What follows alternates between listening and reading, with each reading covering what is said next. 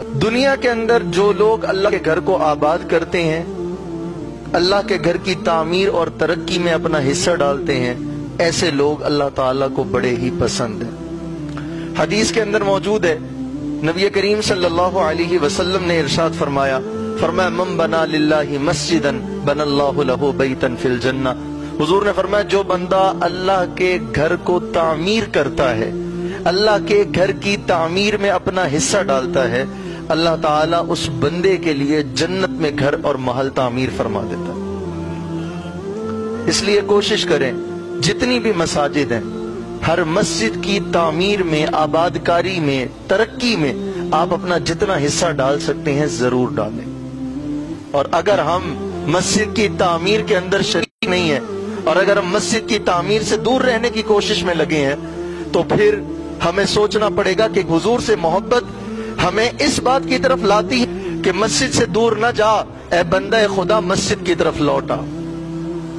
हमें अपनी जरूरतों की बेइंतहा फिक्र रहती है, लेकिन अल्लाह के घर की जरूरतों से हम नाआशना नजर आते हैं। हमें अपने घर के अखराजात की फहरिस्त हर महीने मिल जाती है, लेकिन मस्जिद के अखराजात की फहरिस्त सुनने के लिए कोई तैयार नहीं है।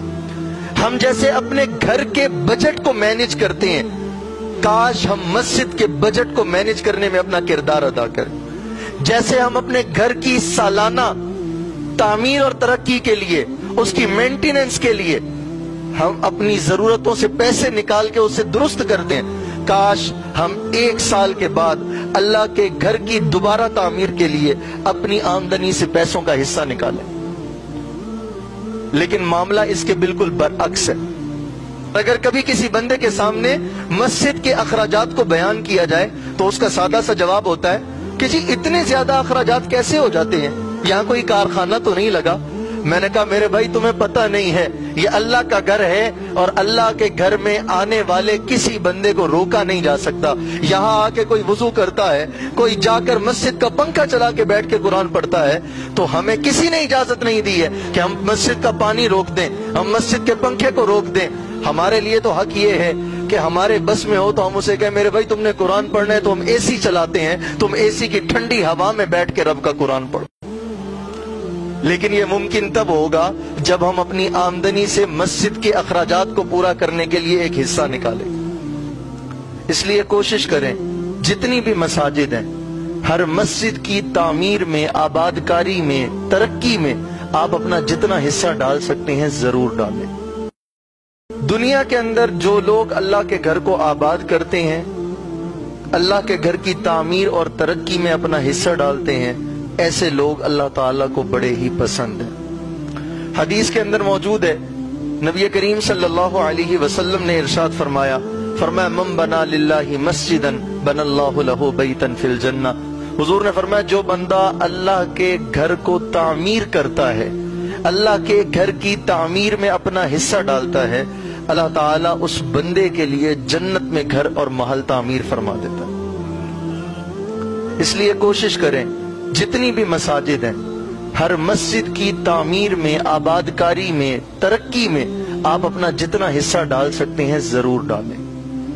और अगर हम मस्जिद की तामीर के अंदर शरीक नहीं है और अगर हम मस्जिद की तामीर से दूर रहने की कोशिश में लगे हैं, तो फिर हमें सोचना पड़ेगा कि हुजूर से मोहब्बत हमें इस बात की तरफ लाती है कि मस्जिद से दूर न जा, ए बंदा खुदा मस्जिद की तरफ लौटा।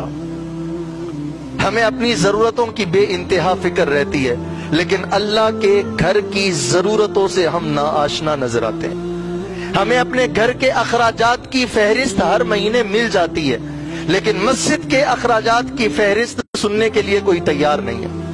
हम जैसे अपने घर के बजट को मैनेज करते हैं, काश हम मस्जिद के बजट को मैनेज करने में अपना किरदार अदा करें। जैसे हम अपने घर की सालाना तामीर और तरक्की के लिए, उसकी मेंटेनेंस के लिए हम अपनी जरूरतों से पैसे निकाल के उसे दुरुस्त करते हैं, काश हम 1 साल के बाद अल्लाह के घर की दोबारा तामीर के लिए अपनी आमदनी से पैसों का हिस्सा निकालें।